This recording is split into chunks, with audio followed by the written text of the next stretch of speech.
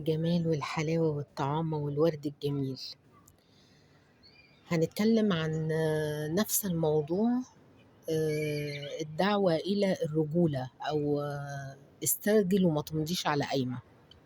زمان كده حد قال لي أي كائن بشري على وجه الأرض مكتوب في بطاقته إن هو ذكر، لو فكر يستلف من واحدة ست يبقى مش راجل. وبصراحة فعلا المقولة دي لما طبقتها في كل حياتي عرفت إن أي راجل بيفكر يمد إيده لواحدة ست أو يطلب منها فلوس في حاجة مش مظبوطة.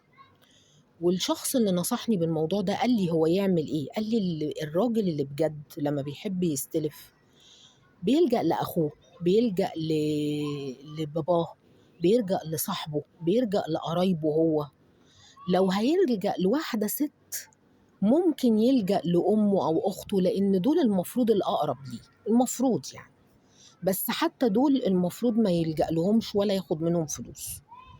الراجل يستلف من راجل زيه. تمام كده؟ حلو قوي. طيب استرجل بقى، وبدل ما تقول استرجل وما تمضيش على قايمة، استرجل وما تفكرش تستلف جنيه من واحدة ست. انتوا بتتكلموا عن الرجولة، ان الرجولة ان انت رافض انك تضمن لها حقها. طيب انت كمان ما تستلفش منها فلوس. شفت بقى الرجولة المفروض تكون فين؟ الرجولة مش انك ترفض تمضي قايمة. وعلى فكرة انت لو نيتك كويسة هتمضيها. اللي بيبقى داخل على خير ما بيهتمش بحاجة زي كده. وفي مجتمعنا المصري بالذات القايمة مطلوبة وضرورية، لأن الست بتساهم في كل حاجة. لو كانت الست ما بتساهمش كنا قلنا القايمة مش مطلوبة. لكن الست بتدفع وبتدفع كتير قوي.